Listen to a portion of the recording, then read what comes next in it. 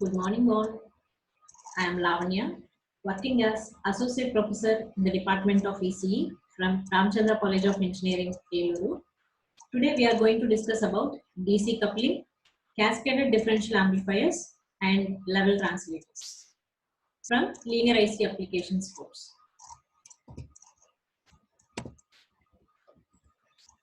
So now we will see what is DC coupling.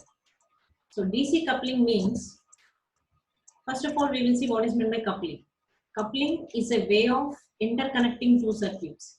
That means we are combining or joining two circuits by means of either components with components or without components. So based on the type of coupling we are using, the types of coupling will be three types.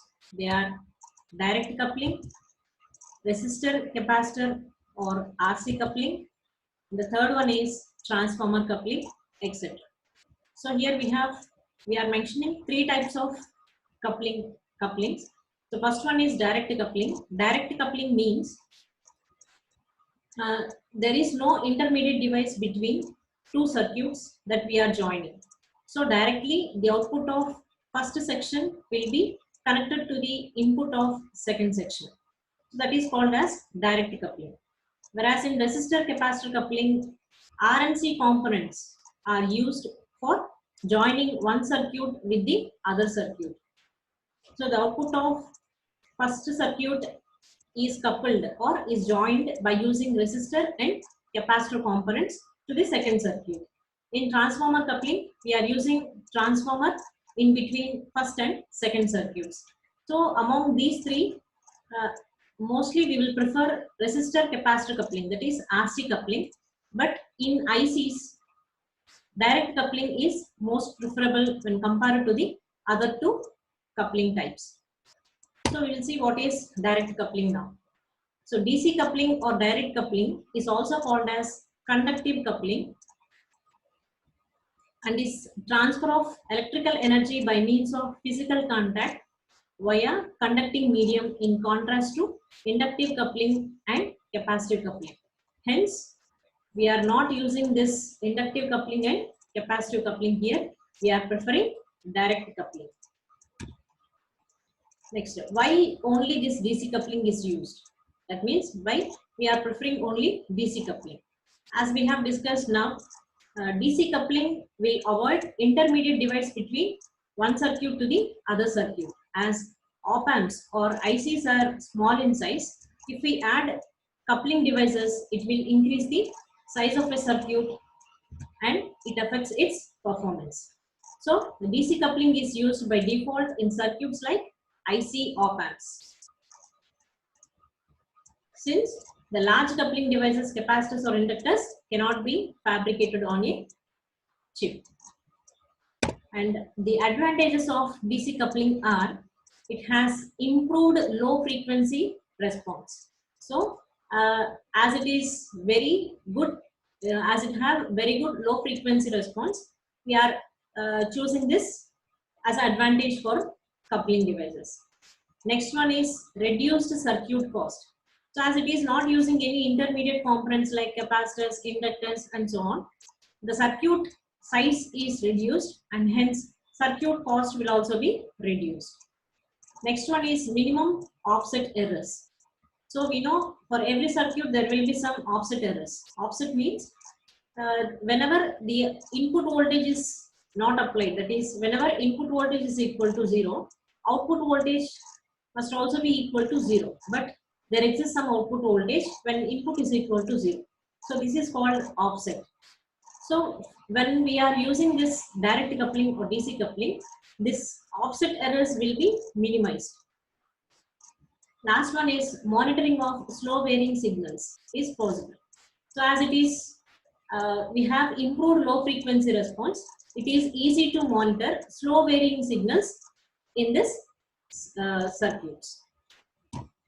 Next, applications. So in ICs, we can use this DC coupling. Apart from that, we have another applications that can be used are TV receivers, computers, regulator circuits, and so on.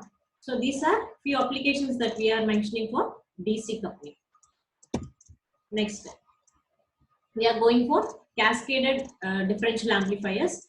So why we need to cascade first of all? Cascading means, we will discuss now. Before need, we will discuss what is meant by cascading. Then we go for need for cascading. So what is meant by cascading?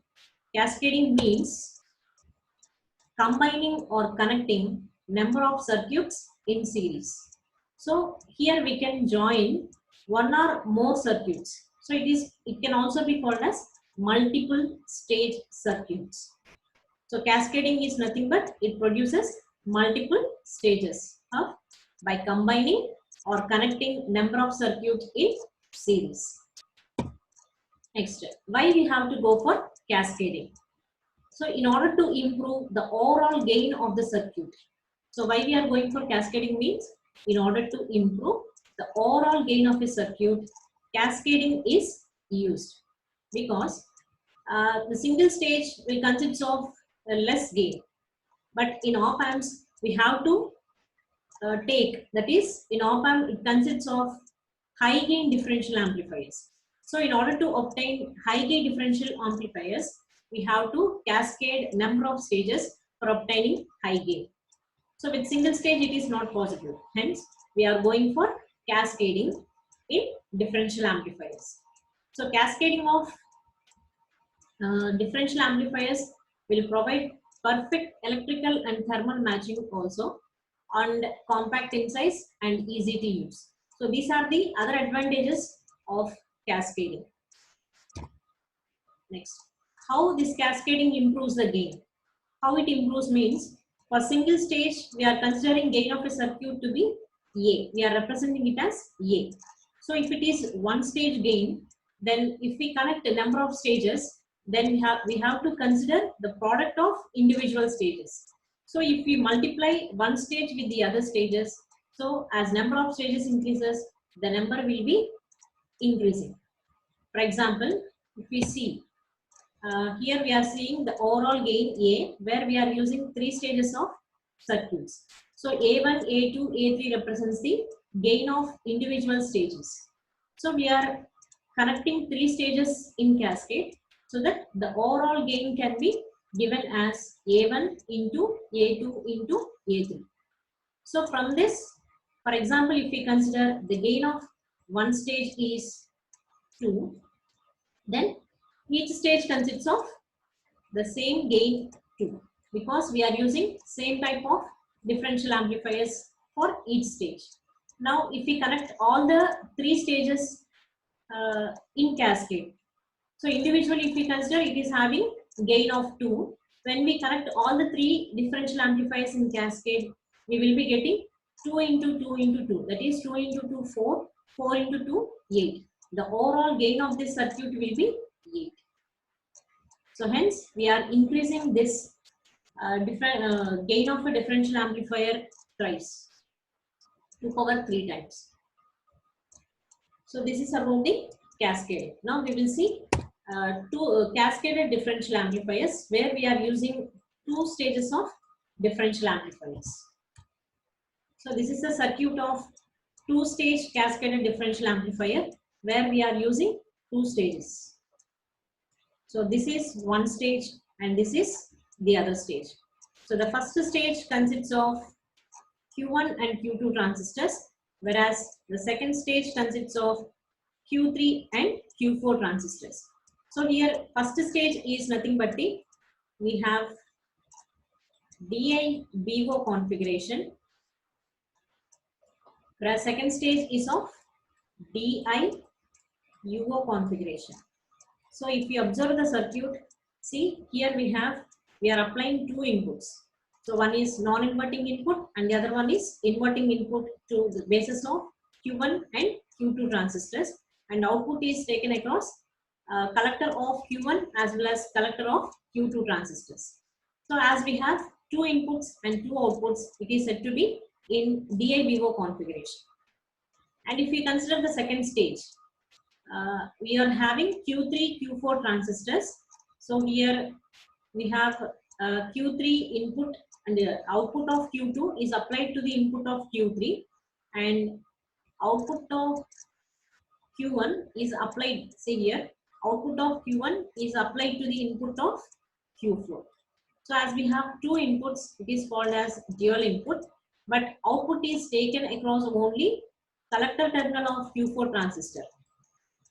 This is taken with respect to the ground. So as we have taken one output at only one collector terminal, it is called as DI-UO configuration. So likewise, if we connect n number of stages, the first, second stages will be of DI-UO configurations, whereas the last stage will be of DI-UO configuration.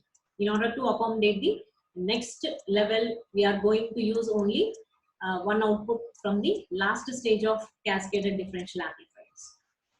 So here we need to consider another points also, that is Q1 and Q2 transistors should be identical in first stage.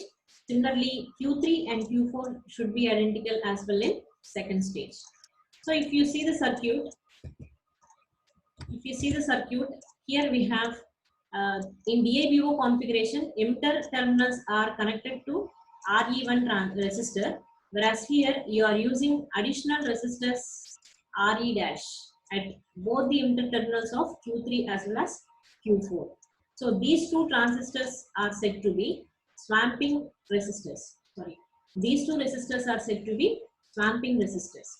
Why we are using these swamping resistors means, in order to improve the input impedance of a circuit, this swamping resistors has been used. Next, here we can see the point. Swamping resistors are used to improve the input impedance of the differential amplifier. Addition to this, it also increases linearity range of differential amplifier and reduces the effect of temperature on the transistor parameters.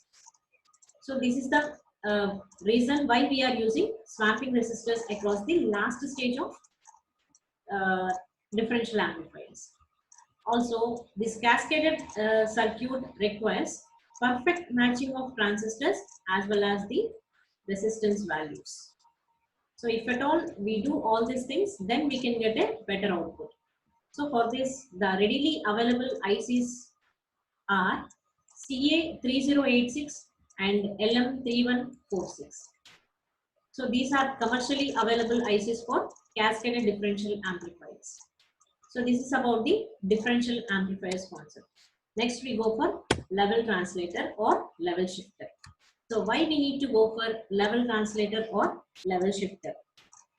Why? Because since we are using DC coupling to cascade one stage of differential amplifier to the other stage of differential amplifier, because of DC coupling, there will be some shift in zero level. That is, we will consider the figure now. So if you see the figure A, here we have, this is the actual signal before we are applying, which crosses before the DC coupling. So this is the output of first stage. So it is just, the ground level is just at the zero axis level. So whenever we are passing the signal through DC coupling, and if we consider the output, final output, the output will be a distorted output. So which we can observe, there is a shift in DC level. So DC signal, that means here the position should be started from 0, but because of the DC coupling, the Q point of the load line will be varied. So because of that, the DC level will be changed. So that is, here we are mentioning here. So in order to compensate this level, we are going for level shifter.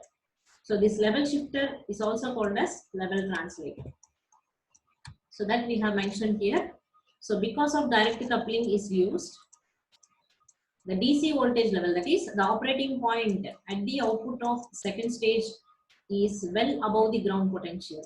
Hence, this level shifting circuit is used to shift the DC level at the output downward to the 0 with respect to ground. Hence, we are going for the level shifters. So now we will see how the circuit will be. So as we have discussed, level shifter can also be called as a level translator. So figure shows the basic level shifter circuit, which is nothing but a emitter follower circuit. This is nothing but emitter follower circuit. So if we consider the circuit, the output voltage V0 is given as difference between Vi and VBE. So V0 is given as Vi minus VBE. So from this circuit, generally we should have V0 should be equal to Vin, or V0 minus Vin should be equal to 0. But from this equation, you will be getting V0 minus Vi or Vin is equal to, say, minus VBE, which is some constant voltage, base emitter voltage of this transistor. So here we have this base emitter voltage to be a fixed value, that is either 0.7 or 0.6 for silicon transistors. So here the DC level is fixed, that is 0.7. So if at all the DC level is below or if it is equal to 0.7, then this circuit is sufficient to use for level shifting. But if the shift is more than this 0.7, then this circuit fails to do the job of level shifting. It is not sufficient. Hence, in order to avoid this, we are going for the other circuit that is shown in figure 2. Here we have level shifting network where we are using this, that emitter resistance is replaced with a potential divider network R1 and R2. So this is nothing but a common collector stage, which is also called as a buffer stage, to isolate high gain stages from the output. So in order to find out the current flowing through the emitter of transistor Q1, we are going for applying KVL to the base emitter loop. So if we apply KVL to this base emitter loop, you will be getting expression as Vin minus VBE minus I1 plus, I into R1 plus R2 equal to 0. So from this expression, we are making equal to current. So I is equal to Vin minus VBE by R1 plus R2.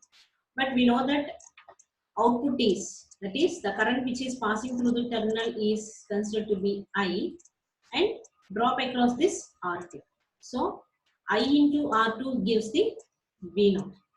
So if you substitute I expression in this equation, you will be getting V0 is equal to Vin minus VBE into R2 by R1 plus R2. So from this equation, if we consider R2 by R1 plus R2, this ratio, resistance ratio R2 by R1 plus R2 to be constant, then V0 is proportional to Vin minus VBE. So here it depends upon, V0 depends upon the R2 minus R1 plus R2 ratio. So by proper selection of R1 and R2, the level at V0 can be controlled. Here it is controlled, but the main drawback of this circuit is signal voltage also gets attenuated by factor R2 by R1 plus R2. As R2 is decreased, AC gain starts decreasing. And the other disadvantage from this circuit is output impedance is also very high. Generally or ideally, output impedance of a circuit should be 0. But as this output depends upon this ratio of this resistances, it affects the output voltage. That is, this output impedance will be increased. So this is the drawback in this circuit. Hence, we are going for the other level shifter circuit where we are using constant current bias. So this is the circuit where we are using constant current bias circuit.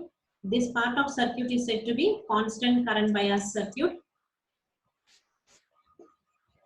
So from this circuit, we are taking the output expression as V0 is equal to Vin minus VBE minus I1 into R1.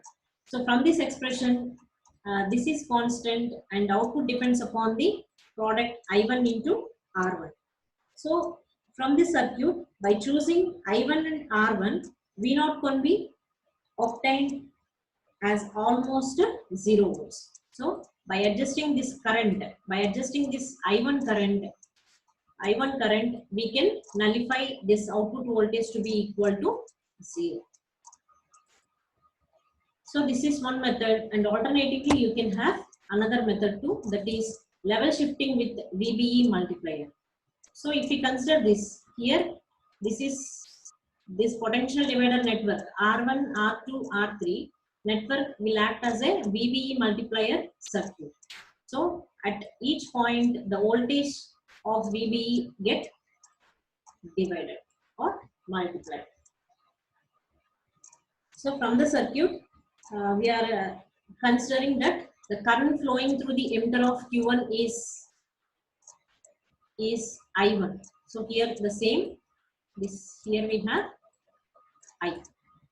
So neglecting base of Q2 transistor. So for this purpose, we are neglecting this base of this one, this base of Q2 transistor. Then current I flows through R2 also. The same current I will flows through R2 also. Therefore, applying KVL to the base emitter loop of Q2. Now, applying KVL to the base emitter loop of Q2, you will be having I into R2. So, I into R2 will be equal to VBE2. And the voltage across A and B terminals, these two terminals is considered to be VAB, is considered to be VAB. So that is written as VBE, that is total voltage VBE into R1 plus R2 by 2. So actually this is nothing but we can write VBE equal to R2 into R1 plus R2 by R2 into VAB. That is by applying potential divider rule, we can get this. So from this, if you simplify this R1 and R2 values, you will be getting VAB equal to VBE into 1 plus R1 by R2.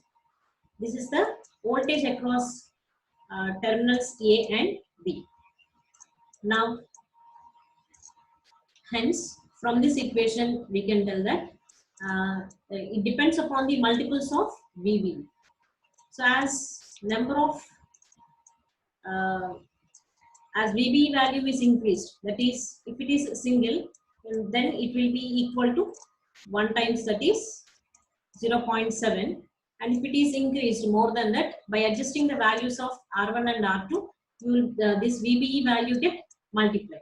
So how it affects the output, we will see now. So we have output expression V0 is equal to Vin minus VBE minus VAB. So VAB, substituting VAB from this equation, you will be having V0 equal to Vin minus VBE plus VBE into 1 plus R1 by R2. By taking VBE as common, you will be getting this expression. So this is the final output expression where Vin minus VB is constant and output depends upon the R1 and R2 values. So by adjusting these two values to be equal to 1, then this value will be multiplied, and you will be getting how much ever it is increased, you can multiply by using by adjusting the values of R1 and R2, so that output can be adjusted to 0. Hence, we can obtain the level shifting towards 0 value. So this is about the level shifter. Next, from this topic, we can expect the questions like from the cascaded differential amplifier, the question will be asked as draw the circuit diagram of two-stage differential amplifier and explain it. And it can be asked for 7 marks. So the same question can also be asked as draw the circuit diagram of cascaded differential amplifier and explain it. So both are same. Two-stage differential amplifier or cascaded differential amplifier or multi-stage differential amplifier, everything will be same. For all the 3 questions, the answer will be cascaded differential amplifier itself. This is one question we can expect. And the other one is draw the circuit diagram of level translator using emitter follower and explain it. So this is asked for 7 marks. So the level shifter circuit can be drawn. That is, totally you have 4 circuits to be explained. First one is basic level translator. Next one is modified circuit. Then by using constant current bias. And the last one is VB multiplier circuit. So all the 4 circuit has to be drawn and explained.